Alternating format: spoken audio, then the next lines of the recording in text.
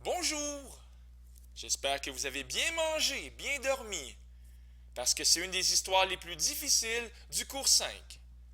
Peut-être aussi les plus difficiles du chapitre. Soyez sur vos gardes. J'espère aussi que vous avez tenté l'aventure, que vous avez essayé l'histoire avant d'écouter la vidéo. Sinon, c'est un peu facile. Je vous invite vraiment à faire pause ou stop, puis d'essayer l'histoire numéro 3. Ça va être gagnant. Même si vous ne la réussissez pas, ben, il y a des avantages à ça, c'est de l'avoir essayé. Ben, si vous êtes prêt à m'écouter, me voici. On a un ami qui est ici. Il est à gauche. Il est en orange. Et on a un ami à droite qui est ici. Et une distance de 1200 mètres, mes petits bonhommes me font un peu rire. Une distance de 1200 mètres sépare les amis. Comme ceci. Et quelque part dans le ciel, il y a une montgolfière entre les amis. Une montgolfière qui ressemble plutôt à un chapeau de cuisinier. D'ailleurs, le but ici, c'est de trouver la hauteur de la montgolfière. Alors, je vais écrire ici la lettre H et je vais dessiner un angle de 90 degrés. C'est ça le destin de la hauteur, c'est d'aboutir avec un angle de 90 degrés. On parle d'un angle d'élévation de 35 degrés et ici on parle d'un angle d'élévation de 66,5 degrés. Alors j'espère que vous avez réussi à faire le dessin sans mon aide. Mais sinon, il est là devant vous et apprenez. Apprenez aussi qu'on ne peut pas inventer des angles de 90 degrés comme ça. On ne peut pas penser qu'ici c'est un angle droit, malheureusement. Ça serait une très mauvaise idée que de faire de la trigonométrie SOHCAHTOA avec le grand triangle. Malheureusement, pas d'angle de 90 degrés, pas de trigonométrie SOHCAHTOA. Ils sont où les angles de 90 degrés? Bien, il y en a un ici, dans le moyen triangle, qui est en jaune. Bien, ici, j'ai un angle de 90 degrés. D'ailleurs, dans ce triangle-là, je possède combien d'informations? J'en possède deux. L'angle de 90 degrés, l'angle de 35 degrés. Ouais, deux informations, c'est pas gagnant. J'irai pas loin avec deux informations. À droite, dans le triangle rose, je possède combien d'informations? J'en possède aussi deux. Encore une fois, l'angle de 90 degrés et un angle de 66,5 degrés. Et là, je suis très malheureux parce que je ne possède pas de triangle avec trois informations. Ne paniquez pas, regardez ce qui va se passer. On ne désespère pas. On va écrire pour le triangle jaune à gauche que la tangente de 35, ben c'est la même chose que H. Oui, oui, la mesure du côté opposé, c'est H sur la mesure du côté adjacent, que je ne connais pas. Alors, il n'y a pas de problème, moi je vais écrire X. H sur X. Oui, oui, oui. X, ça va du petit bonhomme jusque là où la hauteur arrive. Donc, X, la mesure. OK, mais si j'ai X ici dans la partie qui est à gauche, qu'est-ce qui va rester ici dans la partie qui est à droite? Il va rester 1200 moins X. Et ça, je vais m'en servir pour poser un deuxième rapport trigonométrique. Avec le triangle rose, cette fois-ci, la tangente de 66,5 est égale à H sur 1200 moins X. Comme ceci. OK. Est-ce qu'on est vraiment dans les ténèbres? Est-ce que ça va si mal que ça? Oui, je comprends qu'il y a deux inconnus dans chaque rapport trigonométrique, hx, mais on a deux équations, deux inconnus, comme plus tôt dans notre vie, on a vu des systèmes d'équations, y égale 2x et y est égal à 3x moins 7. Qu'est-ce qu'on a vu en troisième secondaire sûrement, lorsqu'on a y égale et y égale 2x, y égale 3x moins 7? Donc, ça s'appelle la comparaison. J'ai le droit de dire que 2x égalait 3x moins 7. Avec quelques calculs, on trouve que x est égal à 7. Mais c'est exactement ce que je vais faire ici. Sauf qu'au lieu d'avoir y égale puis y égale, moi, je vais m'arranger pour avoir h égale et h égale. Regardez, regardez, regardez. H est égal à quoi? H est égal à x fois la tangente de 35 divisé par 1. On n'a pas besoin d'écrire ça.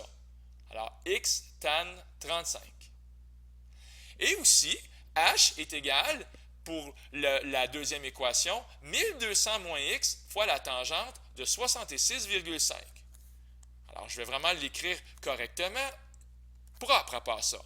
H est égal à 1200 moins x, comme ceci, 1200 moins x, fois la tangente de 66,5, comme ceci.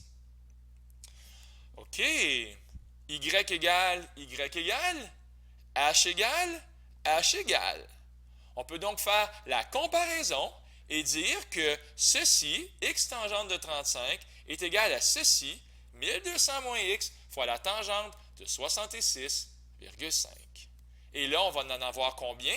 Des variables. Ici, il restait juste x. Bien ici, il va juste rester x. Vous allez voir, on va pouvoir trouver la valeur de x. Alors, c'est parti. X tangente de 35. J'ai peut-être peur ici de manquer de place. X tangente de 35 est égal à ceci, 1200 moins x, fois la tangente de 66,5. Qui on cherche déjà? On cherche la valeur de x. OK. X tangente de 35, juste en haut de la tête du petit bonhomme vert, j'espère qu'on ne dérange pas trop, monsieur, est égal à 1200 fois la tangente de 66,5, comme ceci, moins x fois la tangente de 66,5, comme ceci. Vous savez, pour résoudre, il faut amener les termes en x du même côté. Par exemple, ici, je pourrais faire moins 3x de chaque côté. Mais c'est exactement ce que je vais faire. Je vais amener les termes en x du même côté. Je vais demander au petit bonhomme vert de nous faire un peu de place. J'espère qu'il ne va pas le prendre personnel. On aimait beaucoup sa présence dans notre vie, mais là, j'ai besoin qu'il se tasse un petit peu. Donc, ici, c'était 1200 moins x. Alors, x tangente de 35, il y a un x dans ce terme-là. Et il y a aussi un x dans le terme qui est ici. On va donc gentiment lui demander de s'en aller à gauche du égal en faisant plus x tangente 66,5.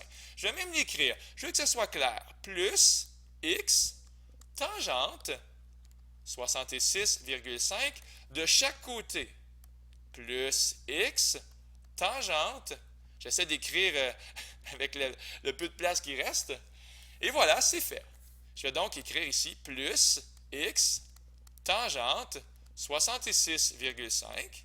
Et qu'est-ce qui va rester? 1200 tangente 66,5 à droite du égal. Comme ceci. Bien. Vous savez, c'est rare que ça donne des nombres ronds en trigonométrie, je l'ai déjà dit. Mais ici, il va falloir que je trouve la valeur de tangente de 35 degrés. Parce qu'à un moment donné, il faut avancer. Alors, je fais tangente de 35 degrés et je réalise que ça donne très proche de 0,7. On va en profiter. Ça fait 0,7x plus, ici, tangente de 66,5. Ça aussi, ça donne un nombre assez rond. Ça donne environ 2,3. Comme 2,3 fois x. Voilà. Égal, puis 1200 fois la tangente de 66,5, ça donne 2760 environ. Comme ceci. Ah! Ça fait du bien avoir de la place pour écrire.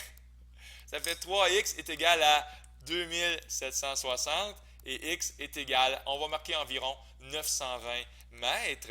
On a trouvé ici, toi, c'est environ 920 mètres. On est content. Et si on a 920 mètres à gauche, bien ici, 1200 moins 920, ça devrait donner 280 mètres ici à droite. Bien, bien, bien. Donc, première étape, deuxième étape. La troisième étape ici, c'était la comparaison. On a fini par trouver la valeur de x. On est content. Bien, finalement, la quatrième étape, je vais pouvoir trouver la hauteur de la montgolfière en forme de chapeau de cuisine. Peut-être en réécrivant, tangente de 35 est égale à h sur x. Mais au lieu d'écrire h sur x, je vais écrire h sur 920.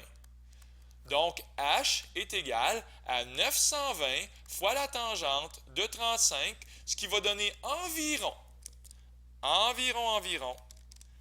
644 mètres.